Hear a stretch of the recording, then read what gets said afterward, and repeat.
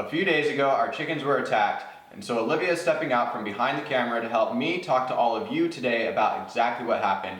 Welcome back to the channel, you guys, and us sharing with you our worst experience so far here on the homestead.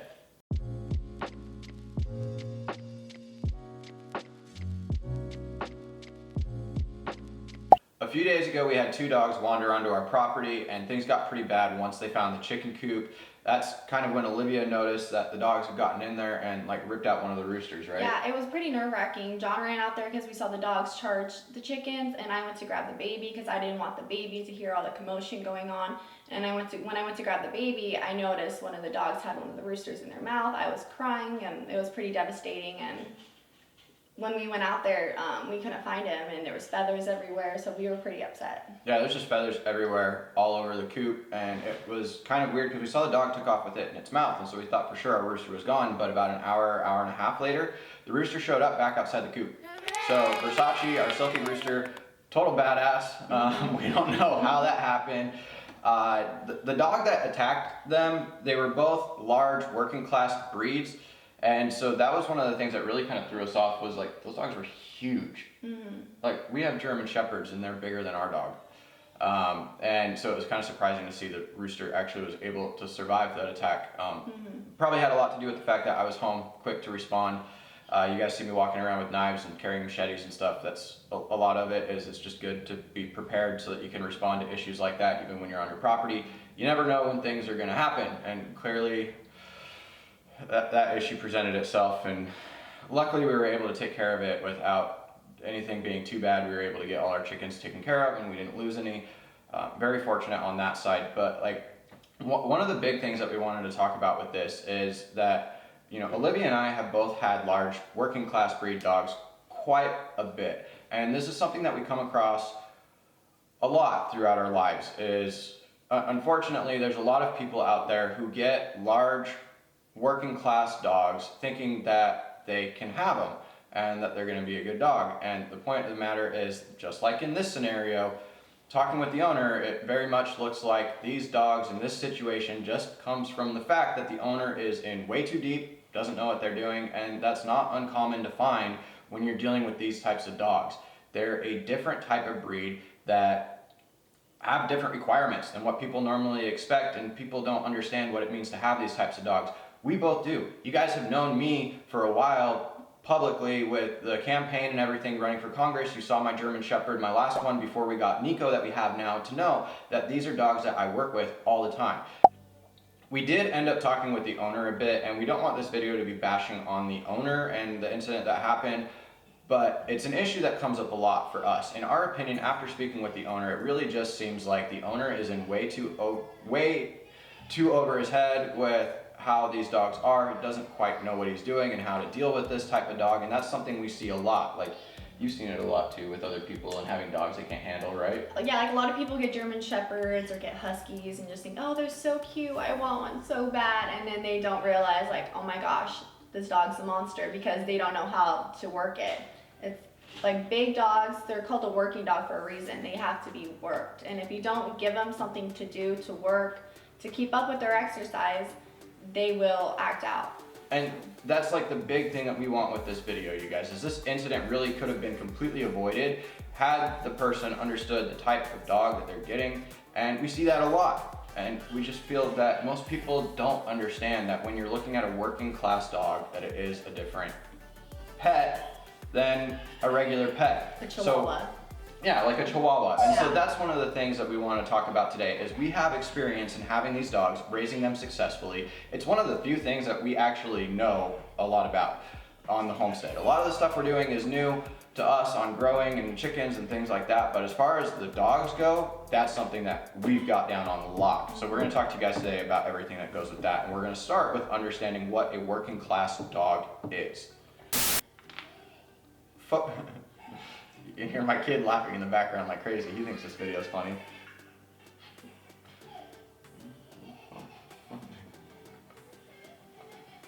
Understanding what a working class dog is, what makes them working class, is the fact that they are dogs that are bred and designed for specific tasks. They actually have a purpose in the home or with the family, rather than just being a pet. Like your Chihuahua, we have one. All right, we've got a Chihuahua and a German Shepherd. Like our Chihuahua, he's basically just good for the alarm system, right?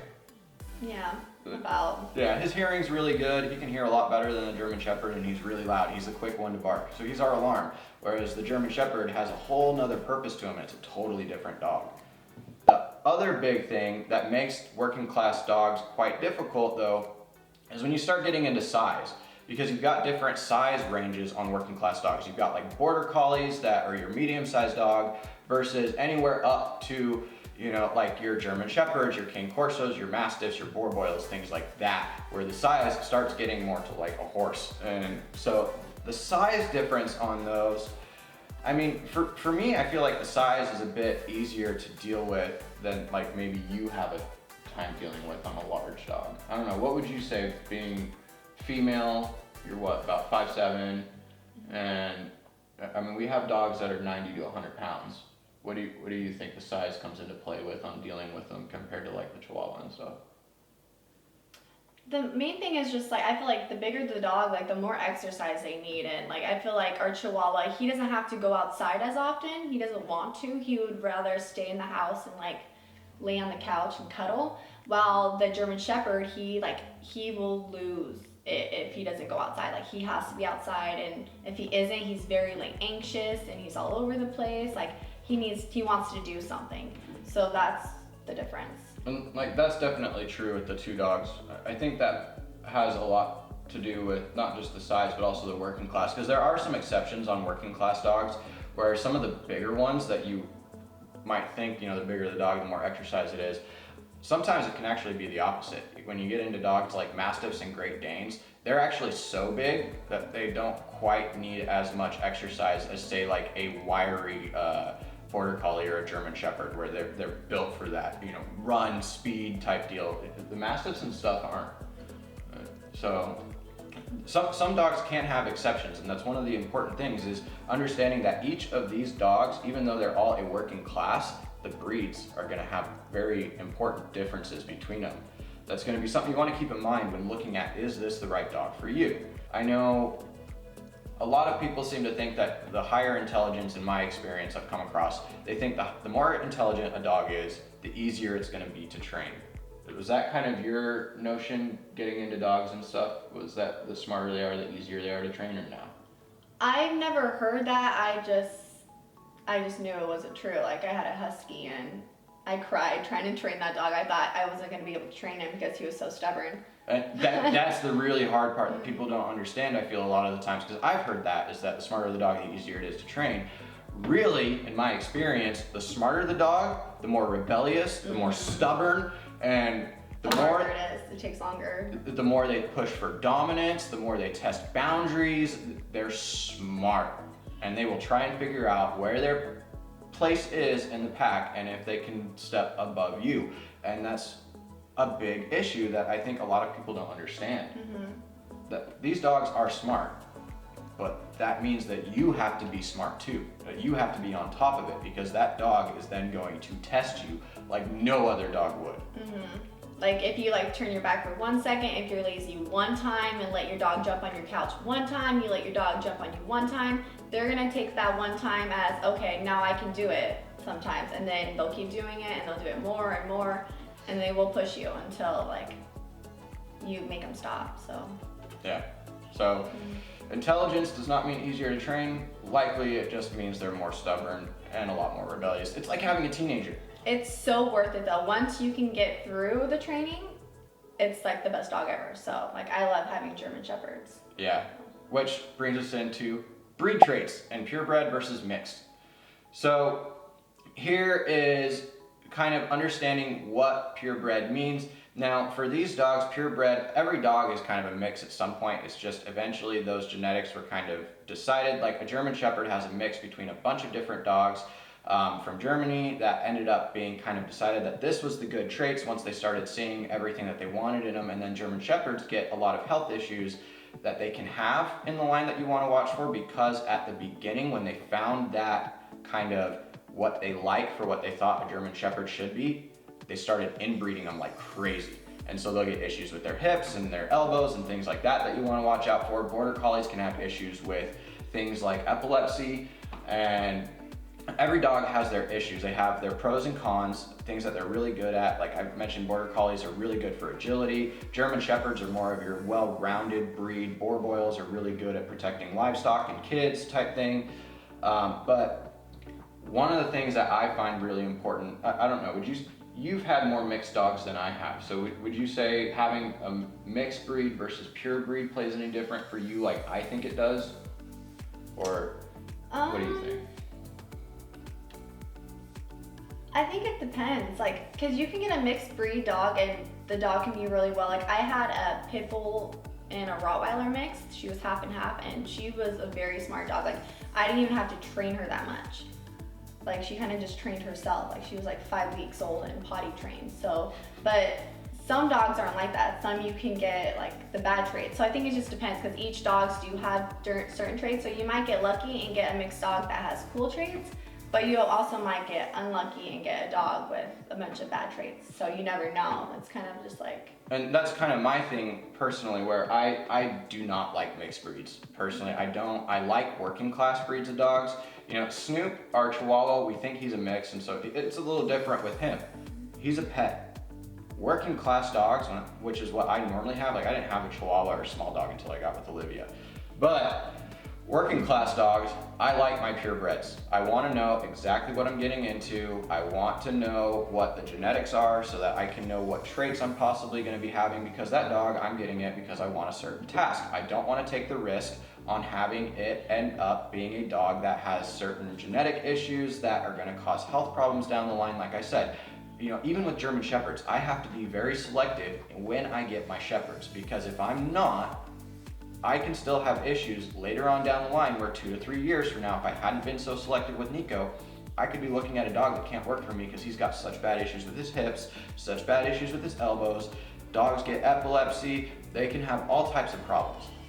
When you're looking at a working class dog, this isn't a pet. This is something that you want to do a specific task for, and it's important to do your research, to find the good genetics, to find the proper breeder, to be able to get that, rather than getting it from a place like a shelter or something where you're not sure what you're getting. It's kind of a mixed bag on what's gonna happen. You don't know the history of the dog, what type of training it's been through, or anything like that. And so for me, I really like the purebred because I'm getting it for a specific task. I want to know what I'm getting. I don't want any issues down the line. That dog is going to be mine from the day I can take it from its mother to the day it dies. I like my purebreds for that reason. Next category that you should really consider when looking at if you're ready to get these types of dogs on the working class breeds is your lifestyle. Really, because like we have to be home 24/7 essentially to work with these dogs. Pretty much. Mm-hmm. Yeah, well we do. So we're pretty lucky that we work from home. So, and they really need it too, because like before this, like I was a stay-at-home mom, and so I already had Nico with me, and he was so clingy. Like he would like if I try to walk around, he would just come up to me and smack my hand like, hey, pet me, hey, pet me, hey, hey. And that was and in like our it was condo. over and over again, and like we would walk him 3 times a day, and it was a lot. Like and yeah. So like. That was in our condo too, you guys. You gotta understand. Like before we bought this house and we had our condo, we got Nico, expecting to move, and had already had a German Shepherd in a condo to kind of know what it goes through and what it entails for having one. But yeah, holy hell, like having a German Shepherd puppy in a condo with him constantly, hey, let's go outside, let's go outside, let's go outside, let's go outside, let's go outside. I couldn't even put my hand out without him like grabbing it like, every single time. It's nonstop. And that's kind of the thing with lifestyle, is not necessarily that you have to have an acre of land like we do in order to have these dogs. Because I'll tell you right now, even with having this acre of land, I still have to walk Nico every single day. I have to take him outside of the property, take him for a walk, otherwise that dog goes psycho. I have to let him work outside with me, I have to play fetch with him, he has to play with the Chihuahua. There's a lot of stuff that goes into these dogs.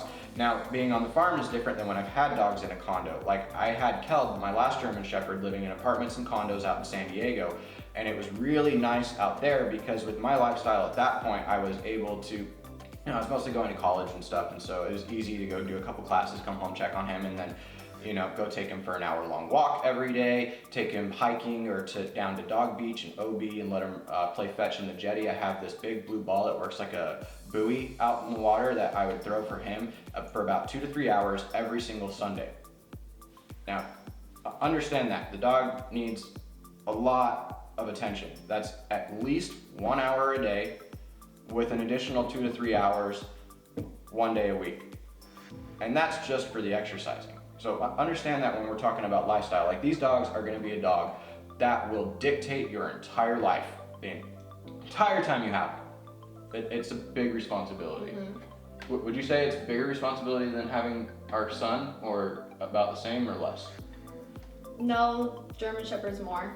Cause like I don't have to work out my baby. I don't have to go, hey, go run. The baby can't jump on you and scratch you, can't bite. Well, the baby bite. Actually, the baby bites more than the German Shepherd. Yeah. All right. So yeah, it's a big responsibility having it, and you got to make sure you have the right lifestyle that can allow you to spend the time that dog is going to need. Again, we have German Shepherds. They're more high-strung than some of your other working class dogs, but still keep it in mind based on the breed that you're looking at. If the lifestyle you have is going to work for that dog. Yeah, just remember, just be fair like to animals. It's like you want to bring home a tiger into like a condo and like mistreat it. Like you would, like if you were getting a tiger, you would be looking into the resources that you need to provide for that tiger. And so you should be doing that with any type of working class dog. Yeah, for real. All right, next topic. Breeder versus adopt. We touched on this one a little bit earlier, so I won't go too into depth on it, but really the thing here is just understanding if you're gonna be adopting a dog versus getting it from a breeder. There's gonna be people on both sides of the aisle that are gonna tell you to buy only from a breeder, and other people who are gonna tell you to only adopt from dogs, don't support breeders. I will tell you, one thing you want to take care of is just make sure you're not supporting puppy mills. There are people out there who are bad breeders and they mistreat the animals. You can do some research on puppy mill dogs, signs to look for and stuff on Google, but just be careful of who you're getting your dog from. Even a shelter a lot of the times can have a lot of mistreatment that they do on dogs. I don't know, are you you're more shelter friendly than I am. I'm more for the breeder because of the whole purebred versus Yeah, mixed. I've done both. I've gotten a couple dogs from the shelter, and then I've also adopted. Yeah. So I've done both. So have I, and that's where I come into more breeder. Is my experiences with dogs from the shelters is they haven't been good. They're dogs that are in there for a reason, and they tend to cycle in and out. They come with a lot of mixed bag. You don't know what bad traits you're getting, on what bad habits they have that you're gonna have to break. I like to get my dogs at certain ages and stuff we'll get into in a second, but essentially, like I mentioned before with the breeds, I like to know what I'm getting into right off the bat. I like everything disclosed. I like the health records. I like the genetic records of ancestry going so far back to show it wasn't inbred with its own siblings and incestual and having any health issues and things like that. And so for me, that's the big thing on a breeder versus the shelter. But again, if you're getting from a breeder, it's important to research the hell out of the breeder, not just the breed. Make sure it's an actual good breeder who knows what they're doing, because a lot of people will get dogs and just breed them because they can. Like German Shepherds, it's a really big thing that they overbreed them, and a lot of them have bad hips, and it's really sad to see so many dogs like in pain just because some people want to make some money. And a lot of those breeders give away the dogs to people who just have money. They're not very selective in their process, and that's one of the things that I look for. Like a good indicator to me is once somebody starts looking at breeding rights. If they're putting breeding rights aren't on the table, or you've got to be discussing breeding rights and negotiating that when you're getting the pup, that's a little stronger indicator that they might be a little more selective in who they're letting take their dogs. They care about the animals. Hopefully. It's not foolproof, but it's a good sign. All right, next thing we want to talk about is the cost associated with these dogs.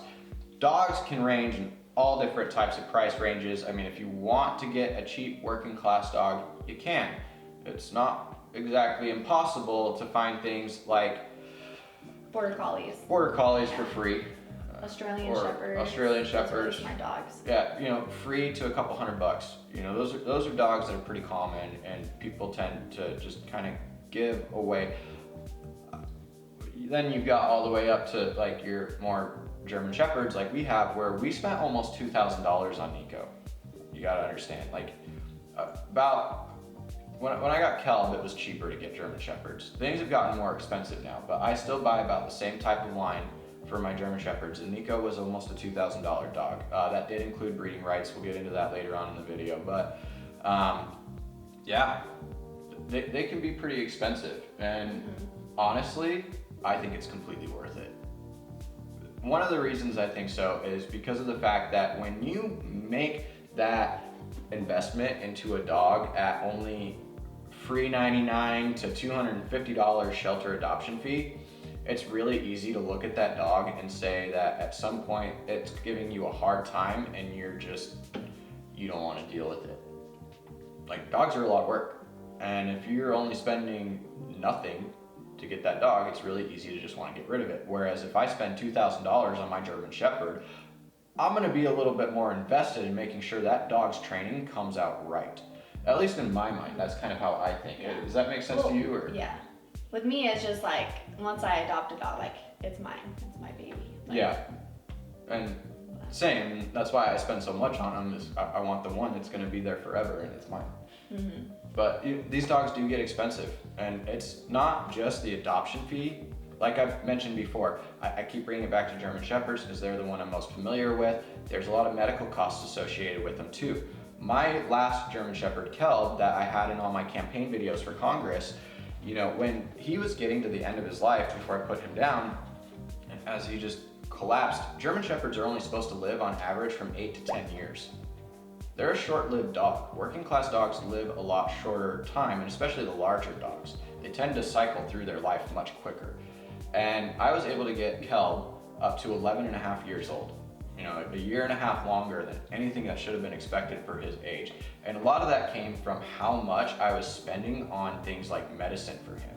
You know, the last about 4 years of his life, as much as that dog could still get out and go hiking with me and stuff to an extent, not like it used to when he was younger, he had a lot of health issues. You know, he had a large prostate, heart murmur, he had arthritis, he was getting cataracts on his eyes, and I was able to carry out his life and have him be happy and healthy as best I could and still getting outside because of the fact that I was spending so much money on CBD oil for the dog because it was working to help keep him healthy. You know, these dogs are expensive with food and everything. I mean, food, we go through what, like a whole 50-pound bag of food every 3 weeks just with Nico? Mm-hmm. It's expensive having these dogs. The food, the medicine, the toys. Oh my God, how many toys have we been through with Nico? Yeah, he's like a disposal, like, you like can't. he like just. They don't make toys that these dogs can't destroy. The only one I found is this stupid blue ball. I'll try and No, get he some already popped B-roll. it. Like, Oh, he's yeah. right here. Like, he popped it. Yeah, he popped it. Here, let me grab it.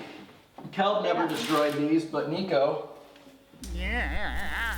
This is the ball I was talking about, like how to buoy. If you find these at Petco, which is where I used to They find love them, them. they have a rope through them. Just cut the rope out or let them tear it through. Yeah, and they these rip it balls off. float on water, and the dogs love them. It's about the only toy that I found that they can't completely destroy, but Nico still found a way to crush it. That's what I'm talking about. These dogs are expensive. They destroy everything if you not watch them. And they'll eat all their toys, their medical bills are expensive, and they go through so much food. And that's not even what happens if you don't take care of them right, and then you have some issue come up where you got some type of liability concerns on your hand because your dog got out of control. Anyways, moving on.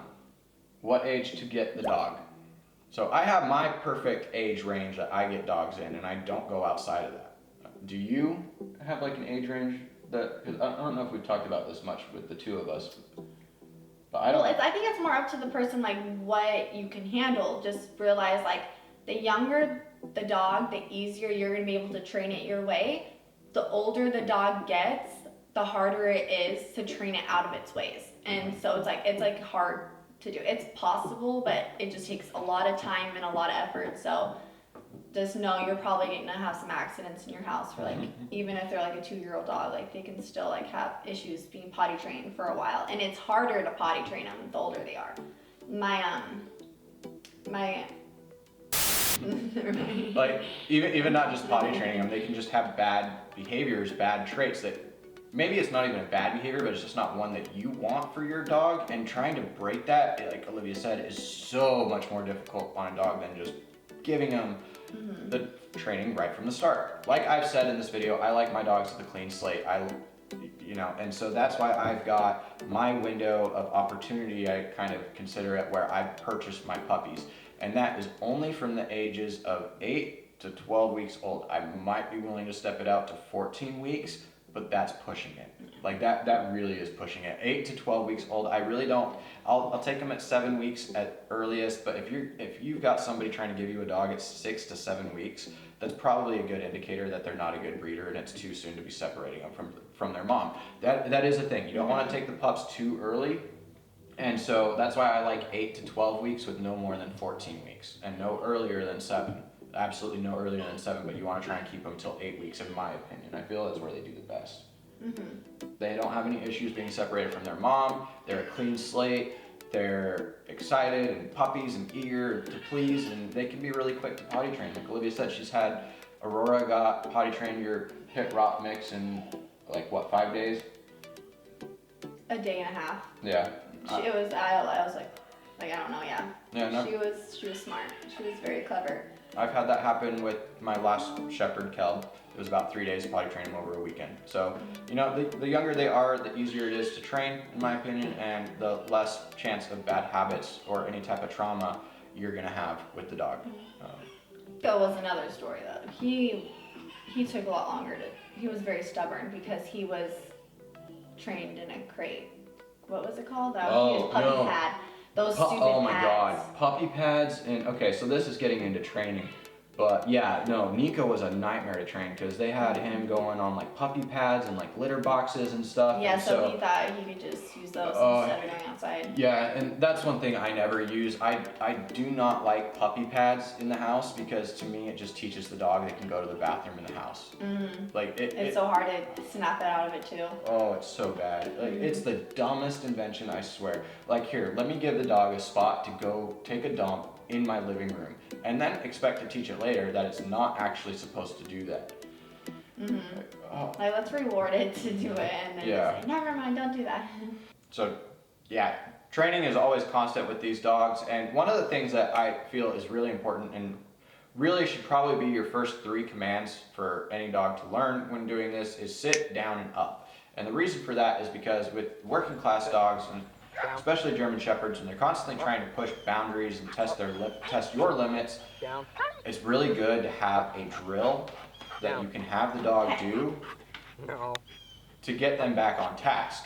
Sit, down, and up are basically your 3 commands that are going to make your dog do like a little like doggy push-up, and it's what I use and to get my dogs back on track when they're acting up. If they don't want to listen or something, it's real easy to just, hey, sit, down, up, and run them through that over and over a good couple times. Like in the military. Yeah. Literally, it's like when I was in the military and we'd have to do push-ups because we mess up. Like, okay, well. That shows you're in charge too, and so they really like take you serious. Yeah, it gets them, you'll notice it when you're running your dog through it, that at first if they're acting a fool, they'll still kind of give you that attitude, and then as you start running them through the drills, you let them off once they start acting like you're in control again. And that's what I do with the dogs, and it helps a lot with the training, but like I said, the training's constant, right? Okay. All right. Socialization is very important for every dog, but especially with large dogs, because of the fact that people tend to be afraid of them. And so it's important to make sure that your dog has good manners, especially if it's going to leave your property. Nico, I've been working with, he's not that great at socialization yet because of the fact that I don't like to socialize my dogs in the very beginning of their life that heavily.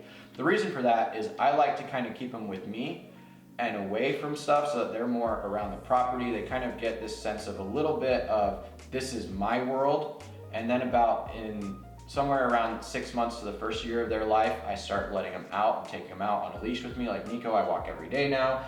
And the reason for that is because now he's got a sense of a bit of isolation on the property, but not so long to where it really upsets him. It kind of encourages that of this is his territory, it's where he lives, nothing else is supposed to be here. Once we go off the property, that's where he has to behave, and he doesn't bark at people. He still barks at dogs. That's one that we're working on. We kind of live in a rural area where we don't come across dogs that often, and when we do, they tend to be off leashes, and I'm having to hurry and get them out of there because somebody's not watching their dog. But you know, when we come across other dogs and stuff in the neighborhood on a leash, he's been getting better about it, but it is something we're still working on with him being a puppy. He's still a puppy, yeah. Yeah, and it takes time. Socialization is a really important factor, especially on large dogs, because it really has to do a lot with their manners and the way they act in public. If my cat could stop moaning. Oh, she's playing with Joey. Oh, is she? All right, Yeah, well, I thought she fighting. was indeed again. No, they're playing. All right. So socialization is really important because it helps with their manners in public, really is the big important thing. You know, you got a large breed dog, a lot of times they're scary looking, like our German Shepherds being big, black and brown, tend to scare people.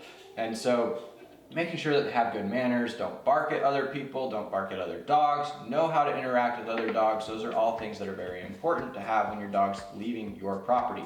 Making sure that they get that exposure early on in the right ways to make sure that they're not traumatized. Because I'll tell you, like dog parks and stuff can be a little scary and sometimes because you can't have other people with their dogs that end up attacking your dogs.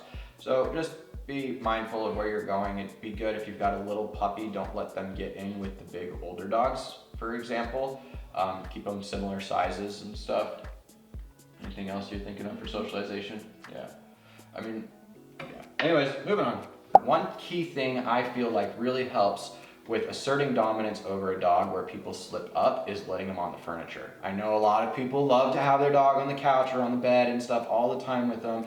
Personally, I feel like that gives the dog an idea in their head that they are the same level as you. They're equal to you, and that is something that can never happen with a dog. Yeah. They always need to be below you in the pack order. They stay on the ground.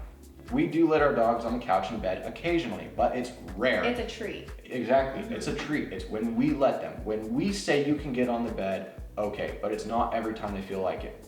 If they can get on the furniture as much as we do, they don't listen as well. Exactly. They start, ignoring us and stuff.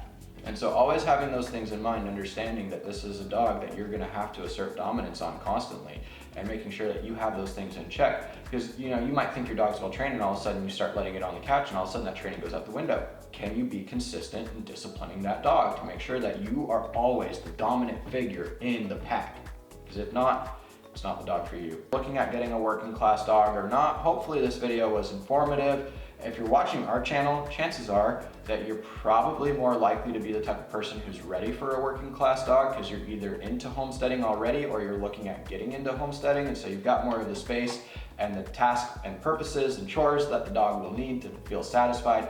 So hopefully this gives you a better idea of all the things that it's going to entail getting that type of dog.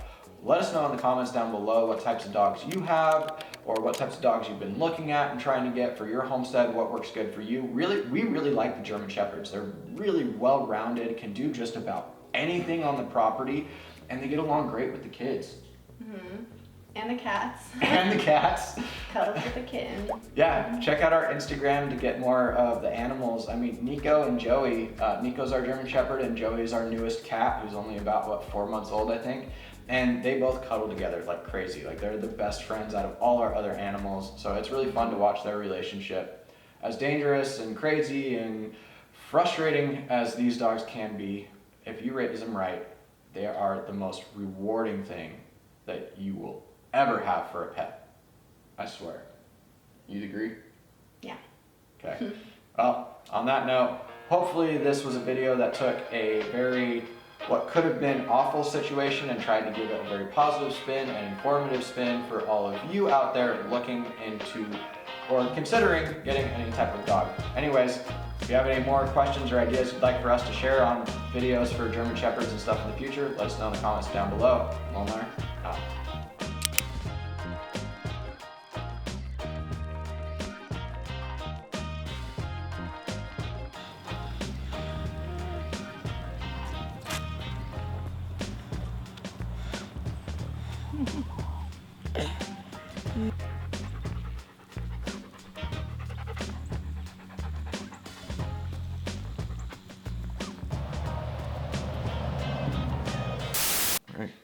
Yes, rolling. You what?